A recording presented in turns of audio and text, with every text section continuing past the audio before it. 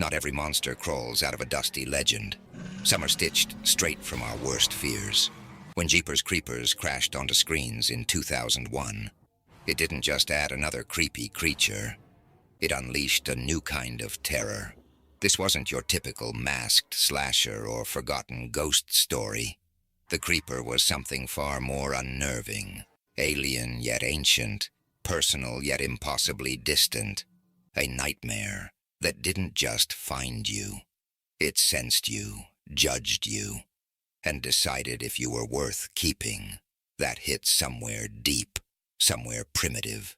Because Jeepers Creepers didn't just create a monster. It tapped into one of the oldest fears humanity knows. The fear of being hunted, of being seen not as a soul, but as meat. This monster wasn't built on lazy jump scares or endless gore. It was crafted with something far rarer. A suffocating atmosphere, a chilling mystery, and the slow, raw terror of realizing you're not the hunter. You're the prize. Because when you strip away the wings, the claws, the brutal rituals, what's left is even more horrifying. The cold, ugly truth that, to something out there, you're just inventory. Ready to see why the Creeper didn't just scare a generation, it haunted it? Let's dive in. Have you ever felt something watching you? Not to attack, but to understand you first. The Creeper doesn't just slaughter, it hunts, with a disturbing predatory intelligence. But make no mistake, this isn't human thought. No empathy, no anger, just something colder, alien. It doesn't lash out in random violence. It chooses, it studies, it curates its victims, the way an artist selects a canvas, or a butcher selects the perfect cut. You can see it in the fleeting, mocking glances it shares with Dari and Trish. Playful, cruel, like it's savoring the fear. This isn't about hunger. It's about enjoyment, about savoring the moment. Because the Creeper doesn't just smell your body. It smells your soul, your fears, your desires, your vulnerabilities, and it decides whether you're worth the effort to be torn apart. And what drives it isn't revenge. It's not even hatred. It's something deeper, something older, a grotesque, primal instinct. Every 23rd spring, for 23 days, the Creeper awakens from its slumber, not to survive, not to punish, but to feed a hunger the universe itself seems to have allowed. The number, 23, feels less like folklore, and more like a cosmic rule, an inevitability. During those 23 days, it's almost unstoppable. Wounded, it simply harvests what it needs, lungs, eyes, hearts, and becomes what it consumes. But when the time runs out, it doesn't burn away. It doesn't vanish into myth. It falls dormant, vulnerable, a relic buried by time, waiting to rise again, or to be discovered, or worse, forgotten. That vulnerability gives the Creeper a strange, tragic weight. For 23 days, it's a god among prey. For the rest of eternity, it's little more than a corpse hiding from the world. And maybe that's what makes the Creeper unforgettable. It's not just the violence. It's not just the horror. It's the mind behind it. The twisted awareness. The cruel enjoyment. Because if the Creeper ever marks you, if it ever wants you, you won't even know you've been chosen until it's already too late. It's a monster that gets smarter the longer it hunts. One of the most fascinating and bone-chilling things about the Creeper isn't just what it is. It's how it becomes. Every twitch of its wings, every haunting ritual, every calculated move builds a portrait of something not driven by chaos, but by ancient, deliberate tradition. From the very first moment, dumping a blood-soaked body down a drainage pipe, the signs are there. This isn't random violence, this is ritual. It whistles a tune, playful, wrong, almost human.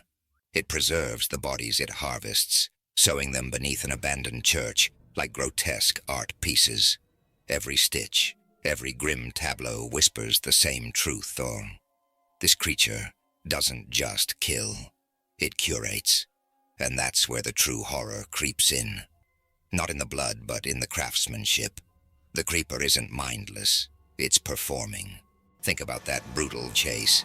Not a random attack, but a theater of terror. It stalked its prey, let fear ferment, seasoned the air with dread long before it ever struck. It's not just terrifying because it's fast or strong. It's terrifying because it enjoys the slow burn, the slow dissection of your sanity before it ever touches your body. But maybe the most disturbing part, the longer the creeper hunts, the more human it becomes. It's not just feeding, it's adapting. Every stolen part, sharper vision, stronger wings, faster reflexes. Every victim, another upgrade, another evolution, another step closer to something even more nightmarish. We're not just watching a monster hunt in Jeepers Creepers. We're watching a nightmare evolve in real time, growing smarter, stronger, and hungrier with every terrified breath you take. Ever wonder what separates a cool-looking monster from a truly legendary one? You can talk all day about the creeper's design, the grotesque wings, the knife-edged claws, those chilling ancient eyes. But if you want to understand its greatness, you have to watch it move. Because the real horror isn't just how the creeper looks. It's how it hunts, how it plays, how it changes the rules of survival. Remember the pipe scene? Let's break down why it still haunts us. It starts with a pipe. Not just scenery, but a black mouth yawning out of the earth, breathing death across the empty fields. When Dari, against every instinct, crawls into that pipe, it's not just a horror cliché. It's human nature, curiosity at war with dread. And dread loses. We're not just watching Dari stumble into danger. We're watching him fall into myth. The genius of this scene isn't gore or jump scares. It's the slow, suffocating battle between instinct and compulsion. You know he shouldn't go down there. He knows he shouldn't go down there. But he does. And what he finds? Bodies. Stitched into the walls, a grotesque, handcrafted mural. Not fresh kills, not chaos. Art. Patient. Deliberate. Horrifying. The creeper isn't improvising. It's perfecting its masterpiece. Decade after decade. And by the time Dari claws his way back into the sunlight, it's already too late. He's been marked, chosen. Because here's the cruel truth. This was never about survival. It was never a fair fight. The creeper's hunger, older than memory, colder than instinct, had already decided Dari's fate before he even saw the pipe. Hope doesn't just feel small here. It feels microscopic, cosmic. And when we see it, Dari's stolen eyes, staring blankly from the creeper's twisted trophy room, it all clicks into place. This wasn't a fight. It wasn't even a hunt. It was inevitability. Because when something this old, this cruel, this patient decides you're prey, all you can do is scream into the silence. And that's why the creeper will endure. Not just as another horror icon gathering dust, but as a whisper in the darkest corners of our imagination. A flicker of dread on an empty highway. A shadow you almost recognize before it's too late. Because real horror doesn't just chase you. It watches, it waits, it remembers. What scares you more? Something you can fight, or something you can't even understand? Share your answer in the comments. We're listening from the dark. Thanks for watching.